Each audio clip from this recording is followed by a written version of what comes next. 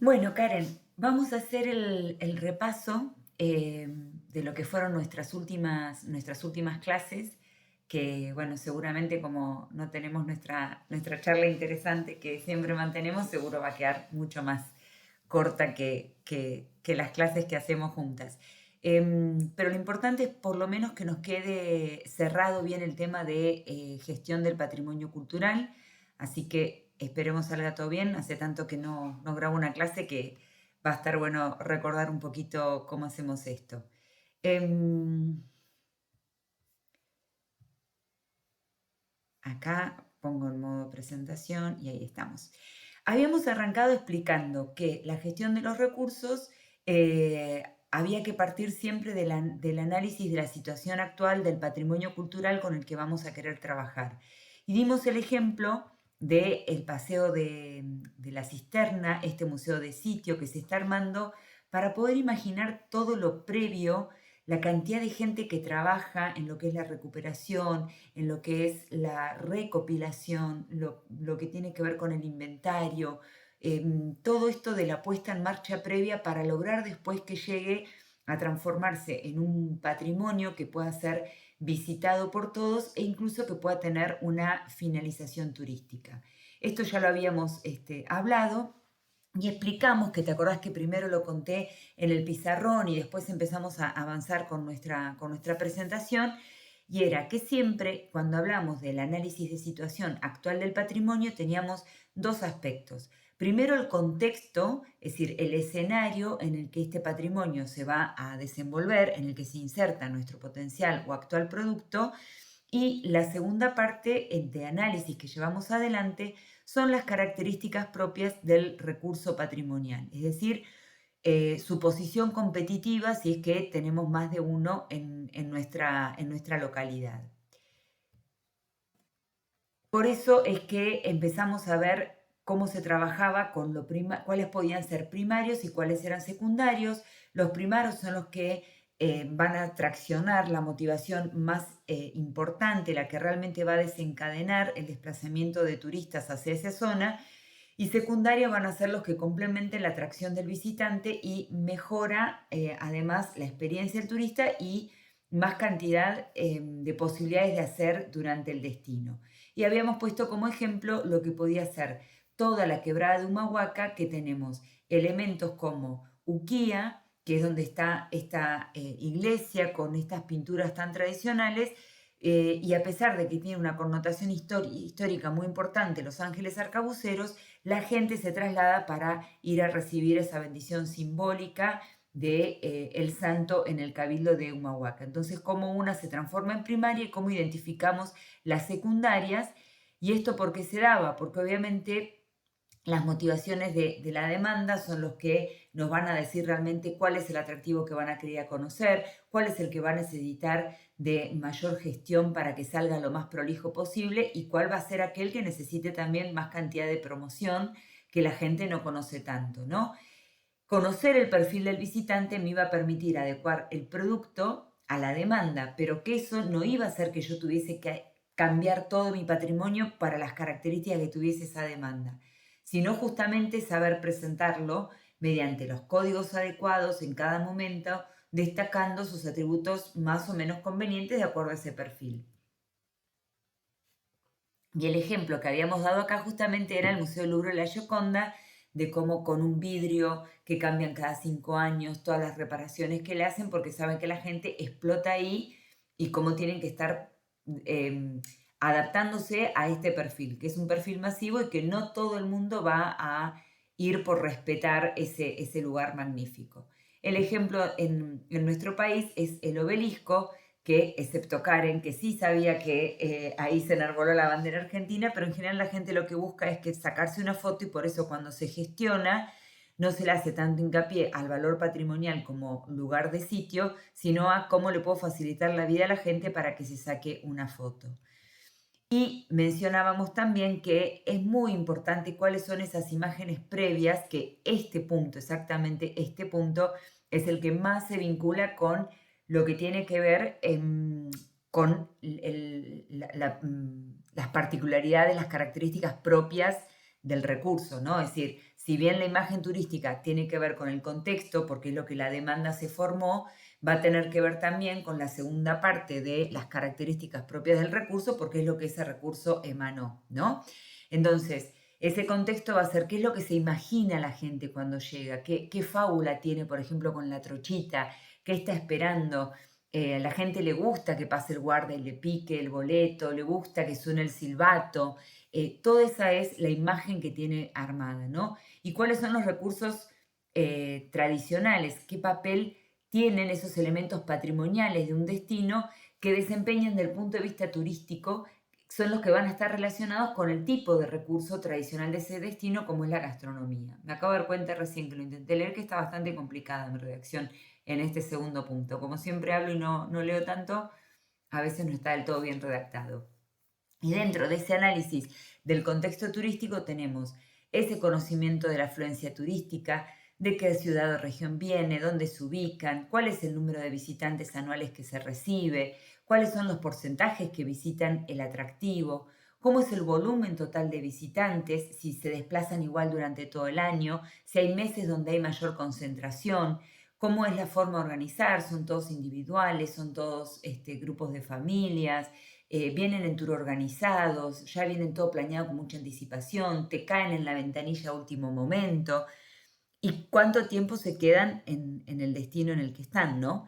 Y habíamos puesto como ejemplo la Alhambra porque es un lugar, saco un poquito esto para no distraernos, es un lugar justamente que tiene armado por si querés visitar los jardines, que era este espectacular palacio musulmán enclavado en España, y podés tener la opción de ir durante el día, ir a ver los palacios, ir a ver los monumentos, ir a conocer una de las salas nada más, ir a la noche también a hacer un paseo, podés hacer un tour guiado, podés contratar los audioguías, es decir, ponerte vos el auricular en tu teléfono e ir descargando la audioguía de acuerdo a cómo vas pasando, es decir, eso es analizar todo esto anterior que acabamos de ver, eso es este conocimiento, porque en base a eso puedes armar un montón de opciones y que no te limite exclusivamente a un solo producto cuando estás gestionando el patrimonio cultural. ¿Qué haces con toda esa información? Y ahí dimensionas los servicios relacionados con la gestión pública. ¿Cuál es el espacio que va a tener la gente, el momento de la recepción? ¿Cuánta cantidad de folletos? Vos me decías, me quedé sin folleto en plena temporada. Bueno, ¿cuántos folletos tengo que tener yo? ¿Cuántos folletos se entregan? ¿Cuál es el horario donde la gente más le gusta ir a consultar? Tengo que tener folletos bilingües porque ya vi que había gente que venía de otros países. ¿Cómo es el tema de seguridad? Imagínate si ahí en la Gioconda no pondrían toda esa barra de contención. Es decir, todas esas cosas son las que obviamente teníamos que prever. Con esto hacemos que segmentamos la demanda, turistas en viaje individual, escolares, grupos organizados, si son los residentes, y las necesidades que cada uno va a tener, ¿no? Si la accesibilidad, para qué público voy a llegar, cómo va a ser el estacionamiento, dónde la gente puede dejar, dónde van a bajar los colectivos. En España, por ejemplo, en Barcelona, alrededor de la iglesia de Barcelona, que es lo más tradicional, a lo que todo el mundo quiere obviamente ir a conocer, la Basílica de la Sagrada Familia, por las características arquitectónicas que tiene, tuvieron que cerrar prácticamente todo el predio de la plaza porque era imposible que todos los colectivos pudiesen parar frente a la Sagrada Familia. Entonces ha quedado armado de tal manera que los colectivos tienen que quedar afuera, es decir, de eso se trata cuando tenés un patrimonio cultural, hasta esas cosas tenés que planificar. Al determinar el público objetivo al que dirigís el plan de comunicación y en función del cual adecuar las características de la oferta a las visitas específicas. Si, por ejemplo, son muchas las escuelas, bueno, tiene que haber un programa pedagógico. No está bien simplemente recibir a las escuelas por decir, bueno, que vengan al Museo del Caballo Malacara, que está en Trevelin. La puedo recibir, pero ¿cuál es la función? ¿A qué aspiro que los alumnos se lleven de esas cosas? Puedo tener, viste que yo siempre estoy tomando agua acá, incluso cuando grabo también. Este, puedo tener unas visitas temáticas, por ejemplo, si quiero recibir científicos, si quiero recibir arqueólogos, si quiero recibir prensa. Bueno, todo eso es el contexto turístico en el cual va a estar inserto nada más ni nada menos que mi excelente patrimonio cultural. Entonces nos pasamos al segundo punto de análisis. Uno era el contexto y el otro son las características propias del recurso cultural. Si bien el contexto en el que se insertan los recursos patrimoniales condicionan la viabilidad de la puesta en valor turístico de los proyectos, las características intrínsecas de los propios bienes patrimoniales delimitan de manera concreta y específica las posibilidades de actuación sobre ellos. Y acá era la foto del Centro Cultural Kirchner, que se encuentra atrás de la Casa Rosada, como digamos la última instancia antes del río que viene en esa parte de atrás de la Avenida Colón, creo que es esa grande que está atrás de la Casa Rosada, que había sido una casa de correos, que está ahí el artículo para que lo puedas mirar. Era el correo central. Habíamos hablado de que siempre cuando había un correo, cuando había un banco, era como una presencia fuerte de comunicación y presencia del Estado. Y eso que después había quedado en abandono se transforma en uno de los centros culturales más grandes de Latinoamérica, y cómo se le da esa refuncionalización que habíamos visto para que las cosas mantengan vida. Nadie quiere que queden cosas obsoletas, abandonadas por el solo hecho de decir, no, era el correo central. No, tiene que volverse a poner en marcha, y este es un muy buen caso de todo lo que se hizo y de las cosas que se pueden aprovechar ahí adentro, ¿no? Y el límite lo va a dar el conjunto histórico. Es decir, la conservación va a estar por encima de cualquier otro uso económico que se le pueda llegar a dar. Lo que es importante recordar es que una vez que se habilita ese uso económico, cualesquiera seas, en este caso puede ser el turismo, comienza una gestión y hay que ofrecer algo de buena calidad, ¿no? No pararnos en la pata, no, porque es un bien cultural, eso no. Si lo estás haciendo en el marco de la conservación, hace que las cosas sean excelentes. En este nivel, cuando estamos analizando el recurso patrimonial, es donde el análisis en el que se basa la planificación de acciones se debe considerar, evaluar las limitaciones y posibilidades que derivan de análisis de todas estas variables que estamos considerando. Entonces, vamos chequeando qué tipo de recurso patrimonial es, cuál es su valor histórico, artístico y su singularidad dentro del destino turístico en el que se inserta. No nos olvidemos, y ahora lo vamos a repasar con la Casa de Sarmiento que lo dijimos. Bueno, entonces espero un poquito porque si no empiezo a avanzarme. Pero estas son, me voy anticipando. Es que esto lo habíamos visto, por eso voy medio rápido, pero no te quiero confundir para que quede prolija la clase. Cuando estoy analizando de ver si es potencialmente utilizable, voy a tener en cuenta las siguientes variables. Primero, qué tipo de recurso estoy usando. Segundo, qué nivel de protección legal tiene. ¿Qué compatibilidad puede llegar a tener con el resto, con el uso turístico, considerando que hay otras cosas que pueden estar siendo utilizadas en ese momento? ¿No? Es decir, cuán compatible es que haya un turista y al mismo tiempo haya una sinfonía, por ejemplo, si elegimos un teatro. Y cómo son las características del espacio físico que yo tengo disponible para la visita. Es decir, es muy chiquitito, es un espacio pequeño, tengo que mostrar una sola habitación, tengo que mostrar algo muy chiquito, no sé, la pluma con la que se firmó el Acta de la Independencia. Es decir, cómo son ese espacio y qué es lo que yo voy a mostrar, ¿no? Cómo es su estado de conservación del propio edificio, el entorno, el nivel de adecuación para la visita pública, bueno, todo lo que pueda llegar a componer. Entonces, ahí sí voy a analizar estas variables. Estoy considerando si son potenciales o no de poder ser utilizadas como recurso turístico. Entonces dijimos, la primera variable es el tipo de recurso, qué tipo de patrimonio cultural se trata. Los visitantes tienden a concentrar el interés de su visita sobre los recursos patrimoniales que vinculan de forma más directa con la imagen del destino a que se desplaza. O sea, yo les puedo ofrecer un montón de cosas, pero seguramente el destino, que por eso lo habíamos puesto también con la demanda, con las características del contexto, el destino tracciona con algo. El destino hay algo que te está tirando y haciendo fuerza para que sea tu motivación. La conexión temática con la identidad patrimonial local y su legitimidad en términos culturales. ¿Cuán representativo es? ¿Qué quiere decir esto? Acá habíamos puesto el ejemplo de la casa de San Juan, la casa de San Juan, la casa de Sarmiento en San Juan.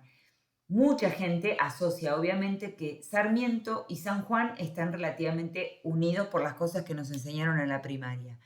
Entonces, poder visitar esa casa es un valor patrimonial porque es legítimo, está muy bueno. Si yo voy a Buenos Aires y hay un tango que se llama Caminito, que lo hizo muy popular Carlos Gardel, si yo sé que el barrio de La Boca es el cuadro de fútbol muy típico en la Argentina, con un clásico que son River Boca, que ahí hay una cancha de fútbol y que ese barrio tiene mucha identidad local, obviamente que la calle Caminito va a ser un tipo de recurso de patrimonio cultural que va a atraccionar un montón, ¿sí? Porque son de los que buscan los turistas, aquellos que dan identidad. Por supuesto también la monumentalidad, la magnificencia y la grandiosidad. Esto mismo, esto exactamente igual, se va a repetir cuando veamos los atractivos naturales. Obviamente, cuanto más grande es más imponente. Supongamos que yo hubiese tenido guardado un repuesto de la moto que usó el Che Guevara cuando hizo su viaje todo para hasta llegar a Cuba por toda Latinoamérica.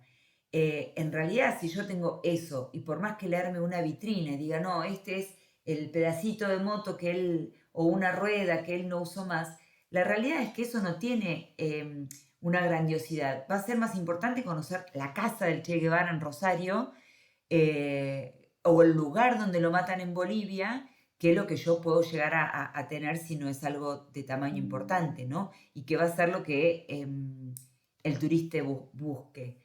El turista busque. Y lo otro que venimos trabajando desde que venimos hablando del patrimonio 1, cuando decíamos, cuando la oferta, el equipamiento, las viviendas, las ciudades que son enteras patrimonio de la humanidad, es la concentración espacial de los recursos patrimoniales, es decir, la proximidad física de uno o de varios referentes patrimoniales son los que van a ser más buscados, como los barrios de San Telmo, como el barrio de La Boca, como puede ser capaz en nuestra provincia con Gaiman. Gaiman arrastra como más fuerza la parte de cultura galesa de lo que capaz arrastramos acá en la zona. No porque sea menos importante, sino porque Gaiman de alguna forma ha tratado de conservar el museo, la noria en la plaza, que representa cómo sacaban ellos agua, algunas casas más tradicionales. Todo eso hace que cuando se respira más esa cuestión de cultura galesa o cuando hay otra impronta, es mucho más fácil por esta cuestión de que el recurso va a tener una concentración espacial, que es lo que va a buscar la gente. Después tenemos, bueno, que concentran interés y la singularidad del patrimonio, estamos dentro de la variable tipo de recurso patrimonial cultural, la singularidad del patrimonio de los monumentos, su relevancia, ya sea nacional o internacional, comparado con otras similares. Cada vez que nosotros lo vimos esto en marketing y lo tenemos que pensar también para nuestro patrimonio es cuando estamos diciendo que esto es importante, la gente va a considerar que es más importante que. Por ejemplo, si nosotros hablamos de ruinas de San Ignacio, la gente tiene presente las ruinas de San Ignacio en Misiones, pero tiene presente justamente las de San Ignacio, aunque ruinas hay un montón y por todos lados. Esta imagen que yo capturé acá, creo que también algo, sí lo habíamos charlado, porque yo te conté sobre la casa de Tucumán, esa es lo que hace referencia como una experiencia distinta y esto de agrupar los espacios de acuerdo a la demanda y con las posibilidades que da. San Ignacio lo puedes visitar tanto de día, donde conoces todo lo que eran las ruinas jesuíticas, y a la noche con este espectáculo de luz y sonido que es algo increíble. Pero vamos a ver el video que no alcanzamos a ver la vez pasada en clase, que hace referencia, estoy cambiando la pantalla, por eso lo así como tan lento. Ahí está, a ver si ahora puedo mostrar este video del comienzo. Pero antes de mostrarlo entero necesito ver si sí, lo estaría grabando. El video que vamos a ver ahora es de una ruina jesuítica también, misión jesuítica como menciona acá, también en Misiones, que se llama Loreto, y vamos a ver que es diferente a la que todo el mundo conoce.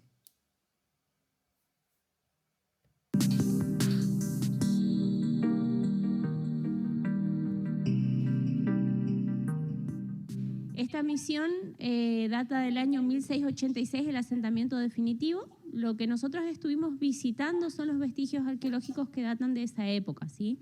Lo que tiene de interesante Loreto, que si bien están estos vestigios arqueológicos, también cuentan con un entorno natural bastante particular, que eso es el valor agregado con el que cuenta.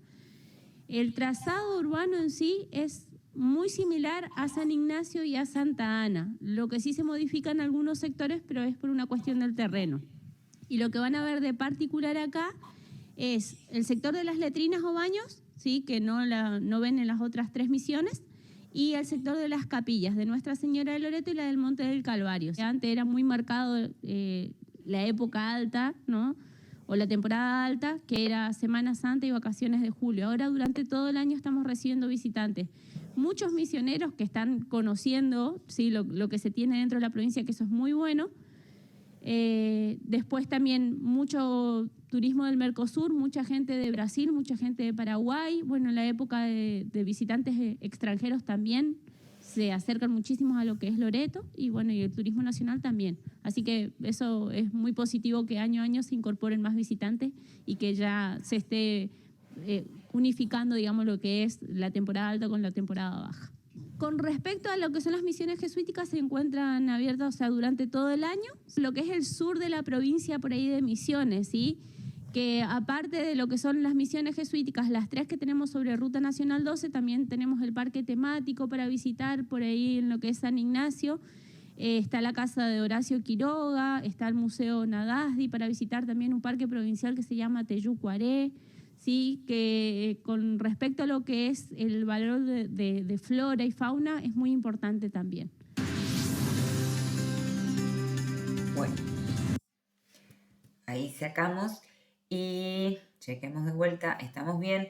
Estas son las, por ejemplo, esta es la página sobre reducciones jesuíticas, de lo que va quedando, y lo sorprendente es, no solamente acá cuenta lo del espectáculo de imagen y sonido que se hace por las noches en San Ignacio Miní.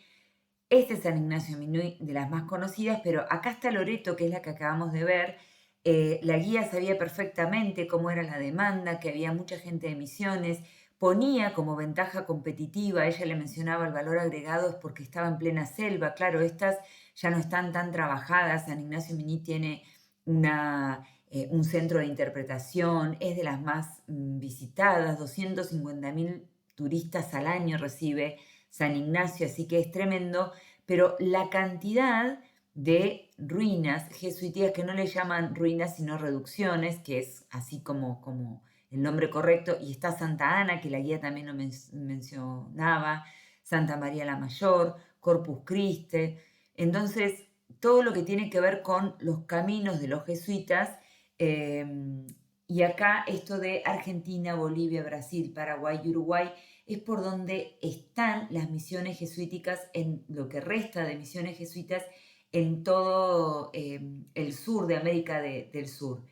Lo pongo esto como ejemplo, hoy justo me mencionabas que estabas haciendo el trabajo práctico, y como justamente te toca también todo lo que tiene que ver con la parte de itinerarios culturales.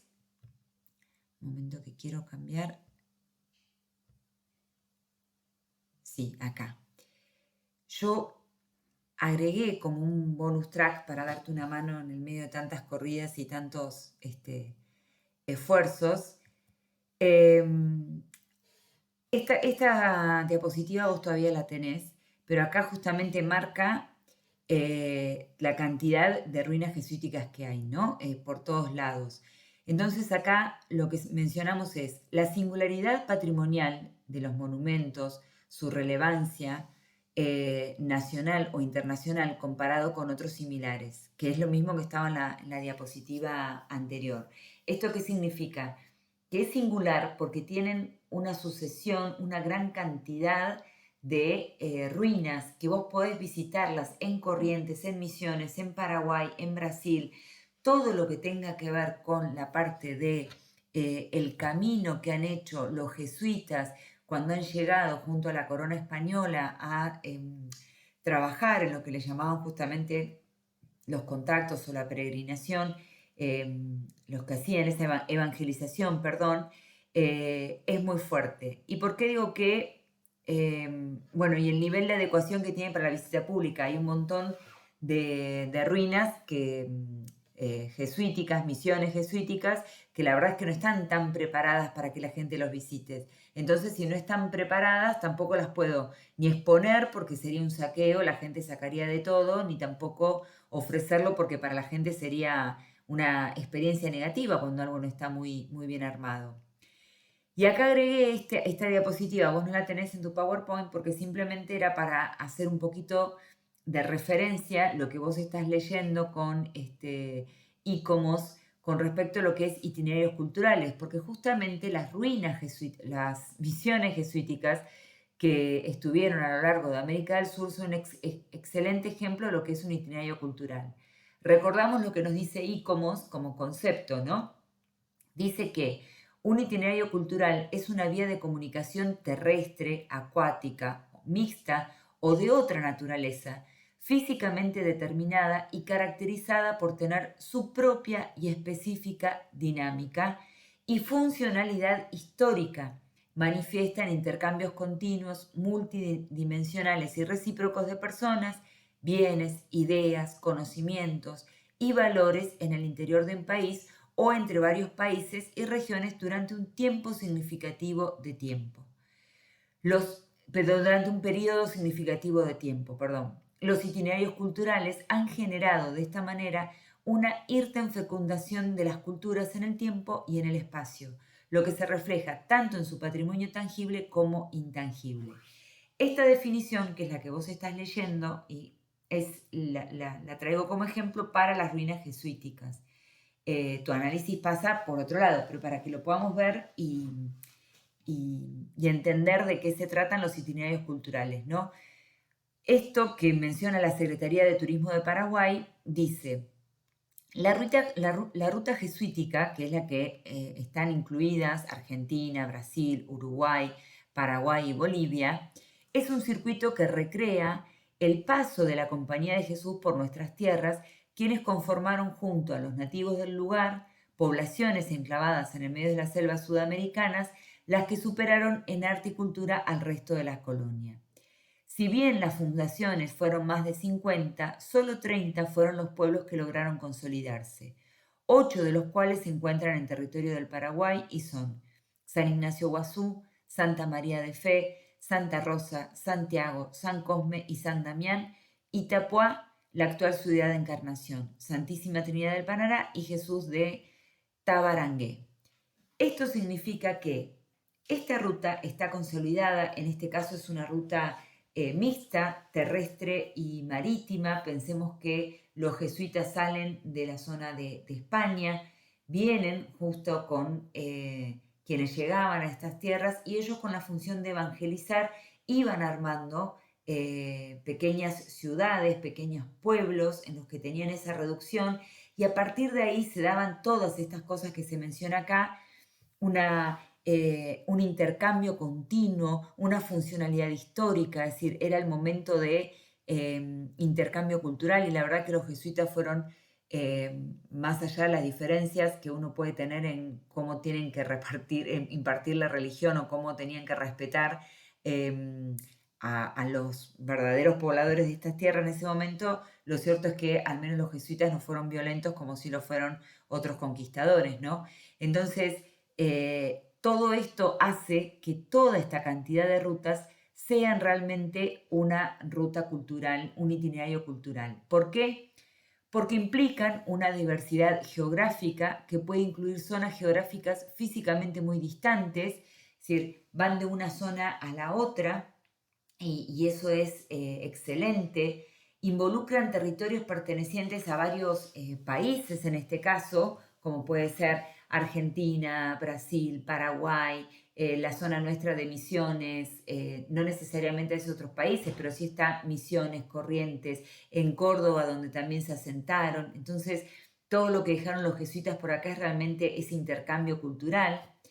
Su diversidad se da en la naturaleza de las manifestaciones culturales implicadas, es decir, qué es lo que quedó de ese itinerario cultural, qué es lo que nos dejó. Y pueden quedar zonas arqueológicas, como son en este caso de las ruinas absolutamente todas, pueden quedar ciudades históricas, que también han quedado en Córdoba, como por ejemplo la zona de Altagracia, donde han quedado un montón de vestigios de lo que fue la misión jesuítica, fortificaciones, hay lugares donde, no para el caso de los jesuitas, pero hay otros lugares donde han sido rutas de esclavos, cuando se trasladaban los esclavos desde África hacia los distintos continentes, bueno, que fueron quedando iglesias, centros de rituales, centros de servicios para los viajeros, porque a medida que se iban trasladando a veces iban quedando lugares o postas de donde ellos habían estado y porque además empieza a armar justamente ese itinerario propio como es el Camino de Compostela, que fue el primero en ser nombrado itinerario cultural, ¿no? También puede haber un patrimonio industrial cuando hay puentes, cuando hay acueductos, cuando hay distintas cosas que es lo que el hombre ha hecho justamente para entrelazar diferentes servicios, culturas, diferentes intereses y esa comunicación histórica. Y que hay, además de todo esto que acabamos de mencionar como un patrimonio material, concreto, físico, también hay múltiples manifestaciones inmateriales que se van a vincular con todos los itinerarios. A medida que el itinerario cultural va avanzando, se van generando capaz leyendas, creencias o situaciones de historias que esa misma ruta, en cualquiera de sus formas, como lo mencionaba ICOMOS, va a estar con una gran cantidad de patrimonio intangible. ¿Qué características son las que presenta el itinerario cultural? Todo esto lo estoy sacando de lo que vos estás leyendo, solamente para aclarar algunas cosas, como no nos hemos visto, para tratar de facilitar tu trabajo práctico, ¿no? Tiene un camino vinculante, es decir, no podemos pensar un itinerario cultural si no hay un camino que vincula a todo este bagaje histórico que nosotros suponemos. Tiene que ser el resultado de un intercambio cultural. Algo en ese camino pasaba, en ese camino fluía, ya sean cuestiones económicas, ideológicas, que se dieron a lo largo de un determinado periodo histórico. Cuando decimos ideológicos es porque podemos estar pensando, por ejemplo, en la red de juderías en Europa, donde tiene que ver más que nada con las creencias, con todo lo que eran los judíos distribuidos por distintos lados. Entonces, esas rutas eran más bien ideológicas, no es que había un intercambio como la ruta de la seda, por ejemplo, ¿no? Que era completamente económico. Bueno, ¿qué es ese intercambio que se daba en ese itinerario? ¿En qué periodo se dio eso? Y contar con elementos culturales posta que atestiguen el proceso que se dio entre esos pueblos. Es decir, yo no puedo decir, por acá pasó la carreta, y el camino real que existe en lo que siempre decimos para el Virreinato del Río del Perú, que había sido como el más viejito y el primero, Córdoba, Tucumán, Salta, Jujuy, tienen lo que son esos vestigios del camino real. Entonces tenés las postas, la posta de Yatasto, donde encima después matan también a Facundo Quiroga. Entonces se cae la historia y hay lugares emblemáticos donde vos podés hacer ese relato. Si no, simplemente es un relato histórico, pero no es un itinerario cultural. Pero cuando tenés algo de porción para poder relatarla, se transforma en un itinerario cultural. ¿Cuáles son los beneficios para lo que tiene que ver con el turismo? Es que son experiencias memorables para el turismo para el turista porque es parte de la historia. Si vos recorres el camino real, necesitas sentir, que después podemos debatir si el camino real lo logra o no, pero Si a vos te dicen que ese camino era el que se recorría con las carretas cuando se iban hacia el norte para salir por el virreinato del Perú, uno realmente siente una experiencia como diciendo, wow, wow, si realmente estoy andando en esto que tuvo tanta importancia. Y nosotros lo que queremos es hacerle volar la cabeza al turista con las experiencias que les hacemos vivir. No queremos que seamos una cosa más en su vida. Tenemos que ser únicos, por eso es todo este trabajo que hacemos. Se pueden conseguir recursos también para la investigación histórica, es decir, si yo les digo, mirá, esto es un patrimonio cultural de tremenda envergadura y es un itinerario cultural, porque son un montón de situaciones que se dan a lo largo de este periodo histórico, bueno, es mucho más fácil conseguir plata, hacer el mantenimiento de esos bienes tangibles y que se permita armar el itinerario como se corresponde.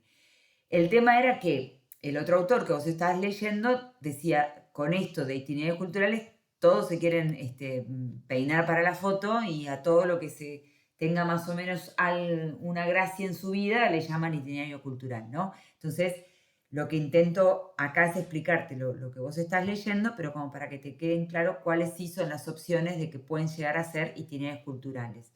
Con esto, el miércoles me harás todas las preguntas que necesites como para ir finalizando el trabajo práctico, pero capaz que algo ayudó. Y lo cierto, obviamente, es que son patrimonios culturales, es decir, es la gestión de nuestros recursos. Si un itinerario cultural o una ruta temática son parte de lo que nosotros tenemos que gestionar. La otra variable que teníamos, recordemos, para no perdernos, a ver si estoy grabando bien, sí, de dónde habíamos salido, hicimos toda nuestra aclaración y estábamos acá. Habíamos dicho que dentro de las características del recurso, primero teníamos que ver de qué tipo de recurso estamos hablando cuando lo vamos a gestionar, cuál es su valor histórico, cuál es lo simbólico, qué es lo que tiene. Por eso dijimos, el itinerario cultural es una de las tantas posibilidades de tipo de patrimonio que podemos llegar a gestionar. La segunda variable que vamos a considerar es la de protección legal.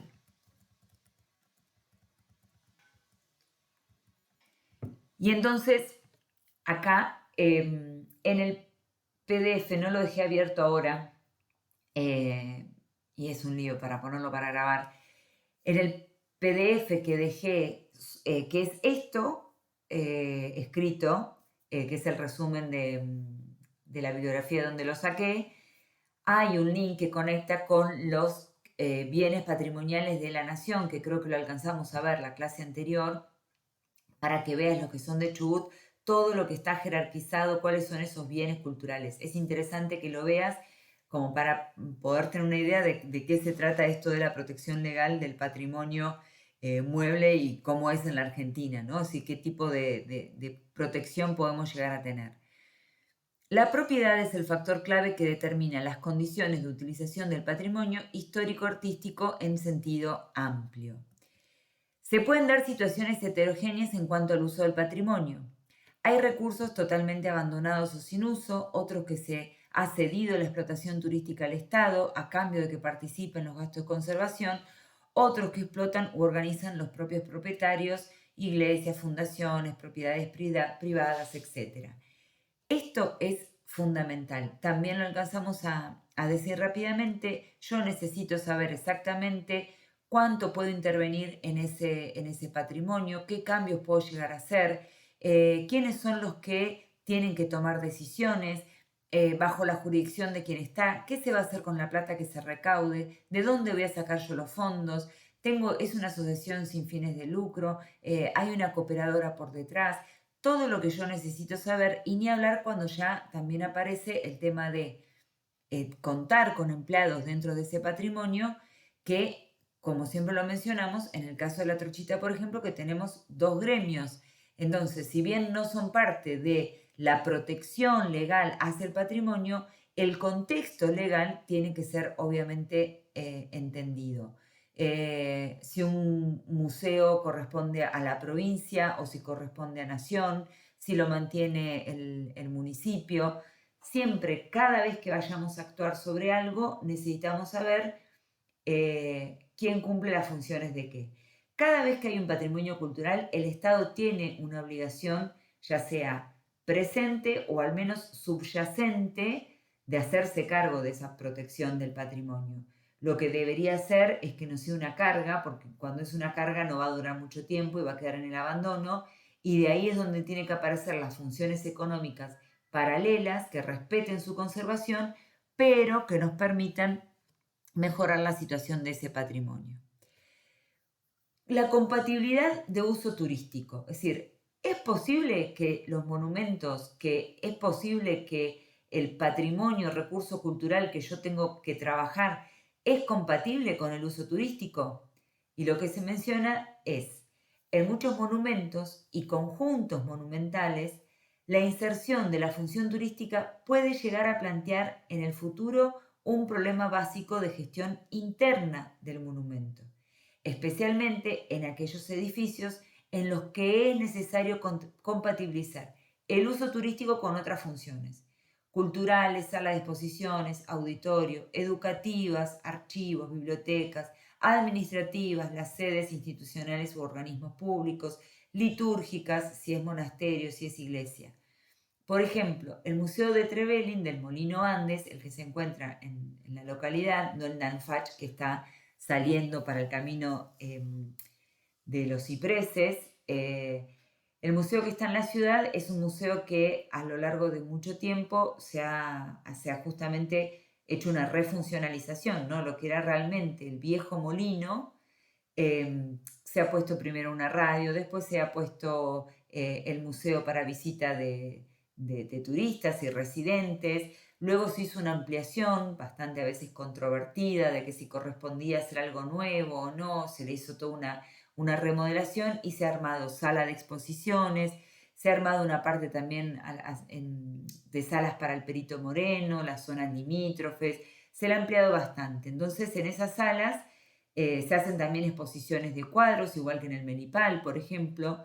¿Y cuál es el tema? Que si yo tengo, por ejemplo, un día, unas charlas, unas conferencias, ese día es probable que si yo quiero que los jardines de infantes se vinculen con la cultura galesa del lugar, que no sean compatibles ese mismo día, que puedan estar la parte educativa con la parte cultural que estoy armando en una sala de exposición, o si yo sé que Semana Santa van a caer un montón de turistas y el espacio no es tan amplio, bueno, no voy a poner justamente ese día que se pueda permitir la filmación de la vida de John Evans adentro del museo. Es decir, eso es la compatibilidad del uso, que parecería como tan básico y que no siempre se logra.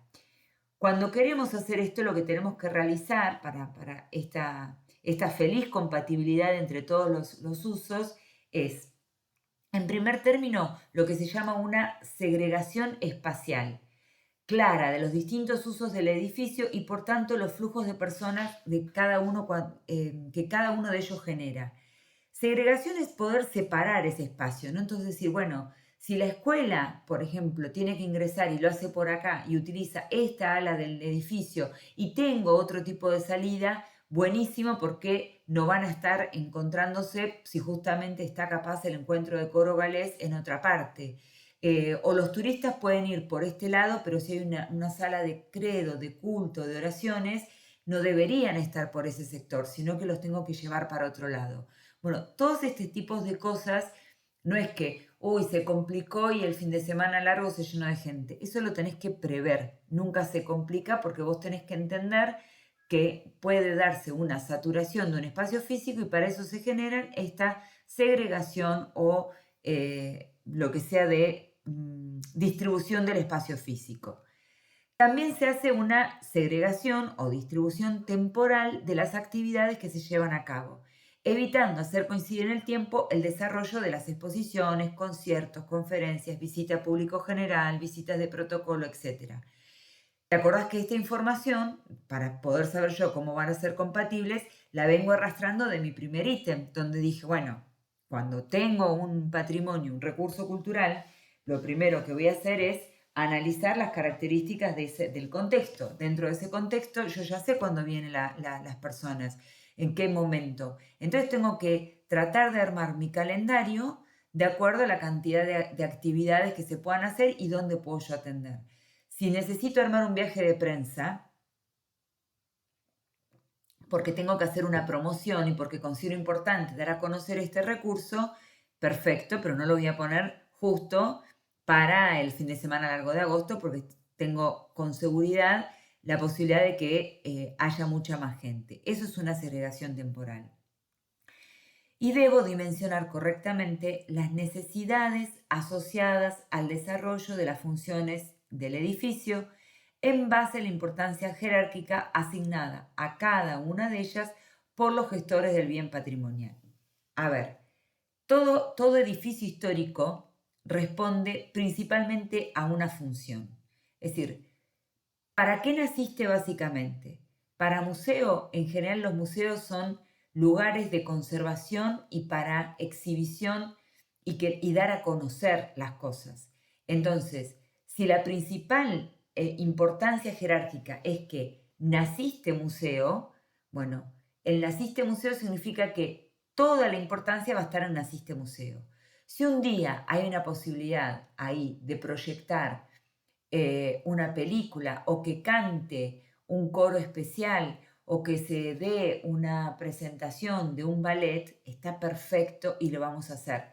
Pero naciste museo y esa es la importancia jerárquica. Entonces, quienes estén gestionando el patrimonio, si es una vez de manera insólita que se va a presentar un ballet, no van a tener que planificar, necesitamos en nuestra planificación considerar un escenario de madera para que el malambo suene mejor acá. No, porque la función que tiene el edificio es museo. Que va a estar explosivo que haya ahí ese día una muestra y un ballet, perfecto. Y vamos a ponerlo mejor. Pero se va a alquilar un escenario, no vamos a transformar todo el edificio porque no es la función y la importancia jerárquica que se tiene, ¿sí? Estas son las cosas que tenemos que pensar, porque si no es como que todo el mundo va a demandar cosas y le vamos a terminar diciendo que sí a todo o que no a todo, porque consideramos que no es válido, no le das importancia. Esas son las cosas que tenemos que analizar. Entonces, cuando diseñamos las estrategias para nuestra gestión, recordamos, al gestionar la visita pública en un patrimonio cultural, los límites al uso turístico se van a vincular con los siguientes aspectos. Primero, la necesidad de conservación del propio patrimonio. Quienes lo gestionen tienen la obligación de transmitir como legado a las generaciones futuras. Es decir, conservación mata turismo para el caso de un patrimonio importante de recursos, sea cultural o natural. ¿Esto qué significa? Que por más que nos duela, en el alma primero va a estar la conservación para que eso sobreviva porque va a ser la identidad y lo que haya que cuidar. Ahora, es lo que hicimos antes. Una vez que permitiste que se habilite un determinado espacio, aparece la calidad de la presentación de ese patrimonio como garantía de salvaguarda de los valores culturales inherentes al municipio. Al monumento, perdón, estaba pensando en qué ejemplo iba a dar del municipio. Así, la puesta en valor del patrimonio está relacionada con aspectos como la búsqueda de autenticidad de la obra o el mensaje. La responsabilidad a este nivel exige, por tanto, evitar la banalización inherente a muchos procesos de masificación turística. Cuando logramos ingresar a un espacio como actividad económica, es decir, el turismo es una de las tantas actividades económicas que va a estar aprovechando, digamos, esa propuesta de recurso cultural, merece ese atractivo una calidad de presentación digna de su identidad, es decir, que realmente sea representativo de lo que queremos mostrar y conservar a la gente y digna, por supuesto, de la experiencia que va a recibir el turista. Entonces, no intentemos masificarlo, no intentemos destruirlos. Hemos visto infinidad de casos, vos te acordabas perfectamente el de Guadalupe, el de la iglesia de Guadalupe. Hemos visto casos con la llegada en los temas religiosos, con la visita del Papa Francisco y otras tantas cosas donde se empieza a perder y la verdad que es matar a la gallina en los huevos de oro si es que no se nos corre un poquito de amor por lo cultural, porque el turista tampoco lo va a buscar el día de mañana si eso perdió su identidad. ¿Qué objetivos tengo yo entonces que tener cuando estoy gestionando este recurso cultural?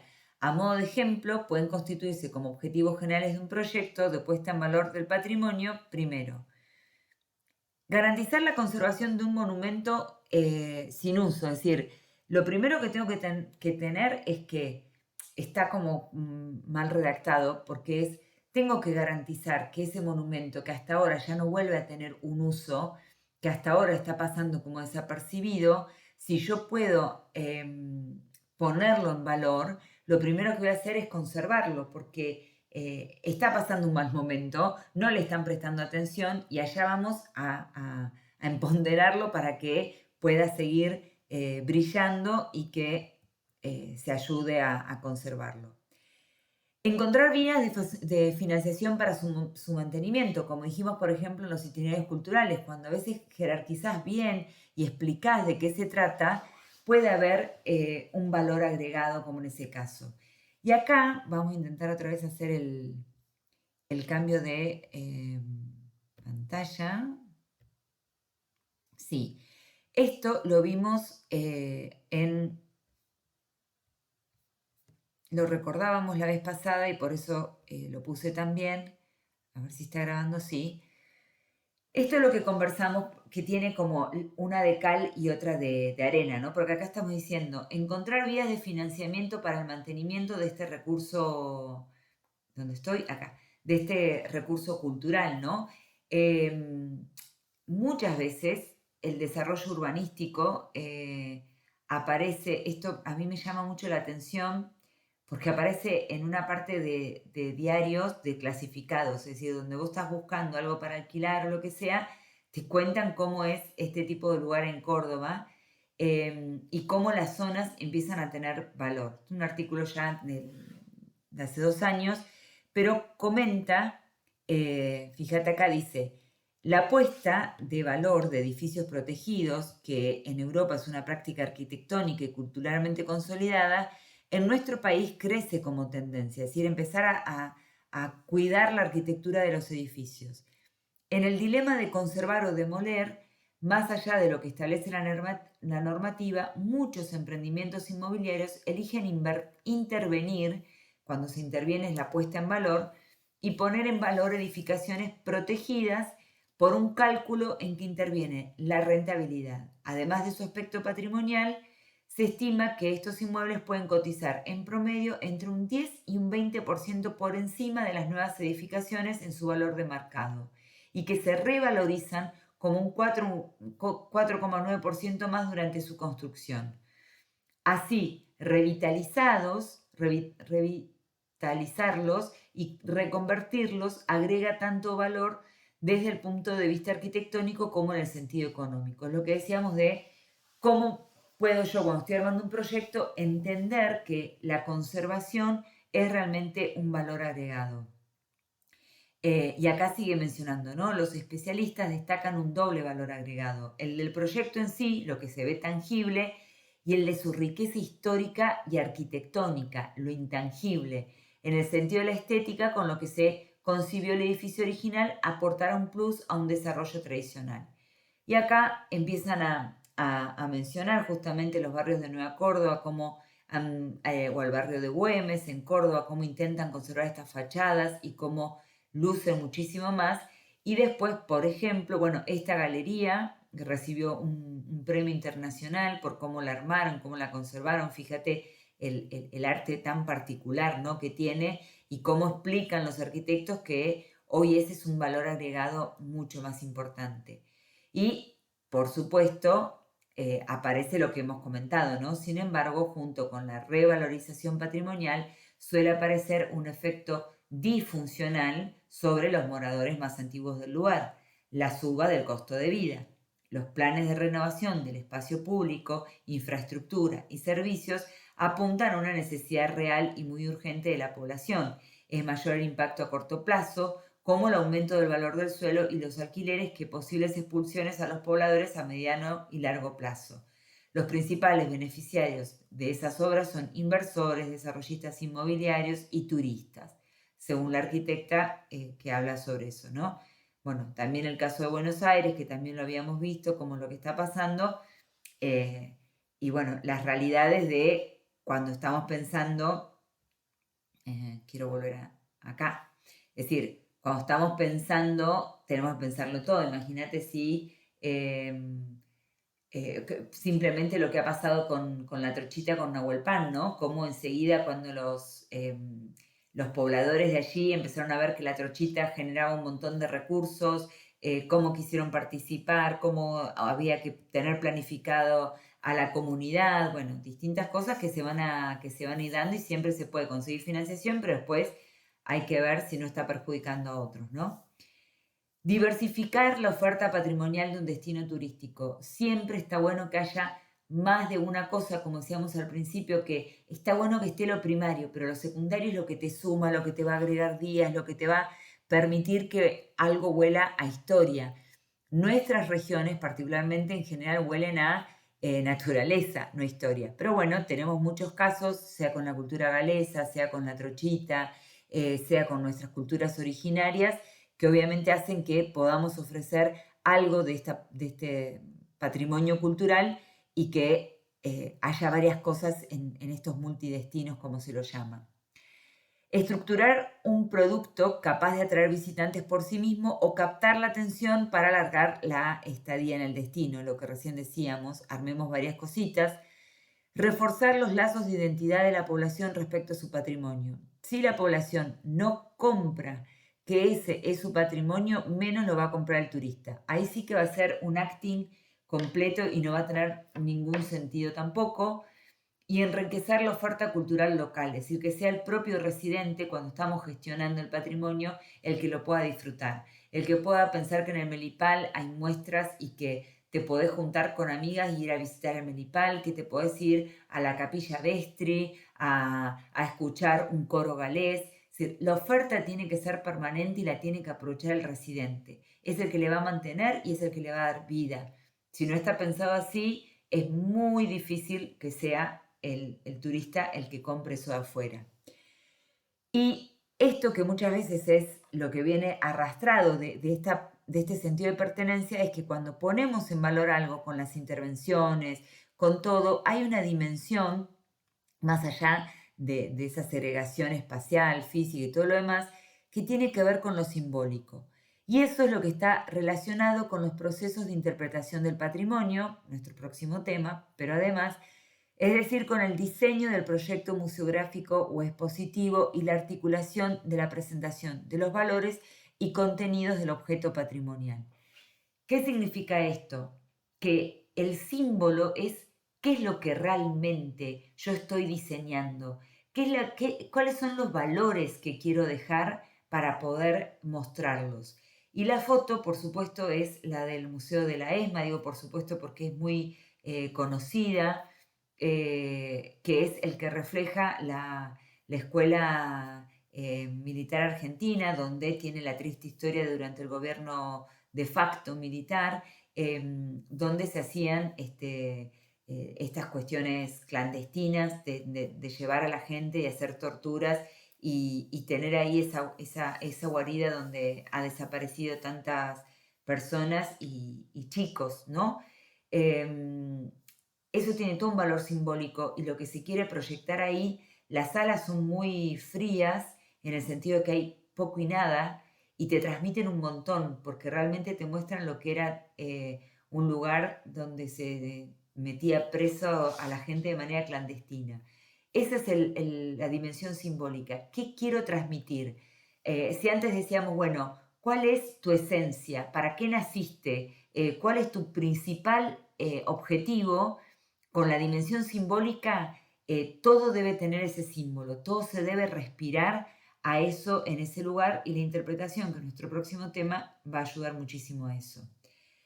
Tengo, junto a esa dimensión simbólica de lo que voy a intentar respirar, la dimensión física, que obviamente es cómo voy a rehabilitar y restaurar a todo ese recurso patrimonial para que pueda ponerse en valor y yo transmitir lo que realmente quiero transmitir con mi recurso. Y por último, una dimensión práctica que tiene que ver con el condicionamiento para la visita y la gestión de los productos. Es decir, una vez que tengo su visión, su misión de ser de esa gestión cultural, ya entendí por dónde pasa la conservación, veo su dimensión simbólica, veo cuál es la parte física que tengo que hacer, bueno, lo práctico. Volvemos otra vez a la demanda.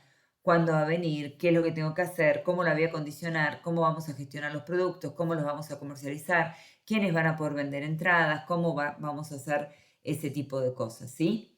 Entonces, a grandes rasgos, estas intervenciones se las puede agrupar de la siguiente forma: la estructuración de la oferta de la visita, la gestión de la visita pública, la organización de los servicios relacionados con la atención al visitante, el diseño de la política de comunicación y el diseño de modelo de gestión del recurso. Eso vamos a hacer en esta dimensión práctica, que es donde decimos, bueno, listo, todo ok, salimos y lo hacemos de esta manera. Y esto es lo que la bibliografía con la que vamos a trabajar. Con esto, que era breve, no quería empezar un tema grabado, lo que nos va a quedar para el miércoles es empezar con interpretación del patrimonio, tanto natural como cultural, que es una herramienta excelente para poder gestionar, y por supuesto todas las dudas que tengamos sobre el trabajo práctico, que sabés que no hace falta que esperemos al miércoles. Si me necesitas antes, me escribís. Bueno, logramos hacer el cierre que nos cuesta a veces tanto cuando estamos juntas, y nos vemos el miércoles. Ojalá haya servido.